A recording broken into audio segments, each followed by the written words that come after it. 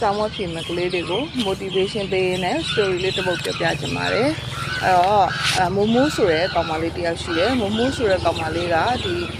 ဆမွဲမတိုင်ခင်ညမှာပဲသူစိတ်ထဲမှာငါအောင်ပါမလားဆိုပြီးတော့စိတ်တူလာတယ်ပြီးရင်စဉ်းစားကြသူစာတွေကိုပြန်နှွှင်းနေတချို့စာတွေလည်းသူမေ့ကုန်တာတွေရှိတဲ့အတွက်အဲ့မှာစိတ်တက်ကြလာတယ်ပြီးတော့ခဏနေတော့သူအေးမွားတာတွေဘာတွေအတွက်စာအုပ်ကလေးကိုပိတ်လိုက်တယ်အဲ့ဒီခါမှာသူ့ရဲ့ဆီယမပြောတဲ့စကားလေးကိုသူကြားသွားတယ်ကြိုးစားနေတဲ့သူတယောက်က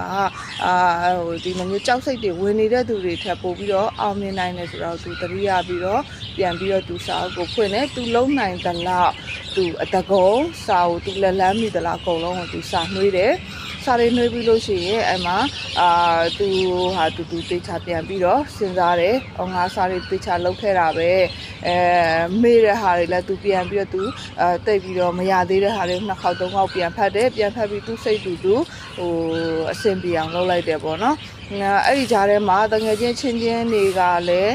ပြောတဲ့အတန်တွေကိုကြားသွားရင်သူစိတ်ညစ်ပြန်ရောတငယ်ချင်းတွေကငါကတော့စာတွေကုန်ရနေပြီဒီနှစ်ကတော့လွယ်မယ်ထင်တယ်ဒါမျိုးတွေကြားတဲ့အခါမှာသူ့အတူလည်းပြန်ပြီးငါအဆင်ပြေပါမလားပေါ့နော်အဲ့ဒါကိုတိတ်ချာပြန်ပြီးတော့သူမရသေးတဲ့စာတွေကိုနှစ်ခေါက်သုံးခေါက်တိတ်ချာပြန်ဖတ်တယ်ပြီးရင်သူလည်းလမ်းမိတဲ့လောက်စာတွေကိုနောက်ဆုံးအနေနဲ့သူအကုန်လုံးကိုပြန်ကြည့်လိုက်တယ်ကြည့်ပြီးတော့သူအိတ်ပြီးမနက်မိုးလင်းတာနဲ့ပြန်ပြီးသူနှွေးပြန်ရှိတဲ့စာတွေကိုနှွေးတယ်နှွေးပြီးတဲ့အခါထိအောင်သူချင်းနေခုန်နေတော့မယ်ဒါကတော့ဆောင်းပွဲကိုဘယ်လောက်ပဲဖြေ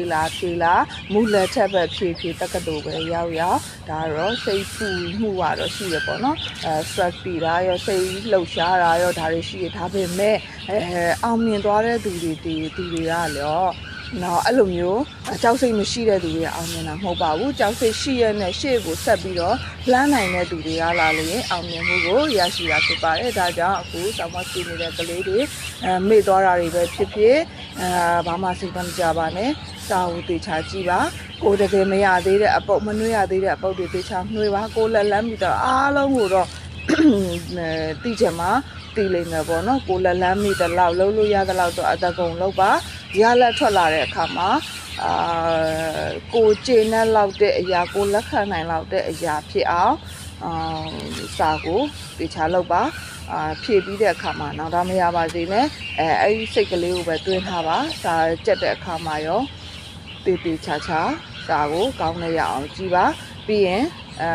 နောက်ဗီဒီယိုတစ်ခုမှာ solo time နဲ့ပတ်သက်လို့ပြောပြမှာဖြစ်ပါတယ်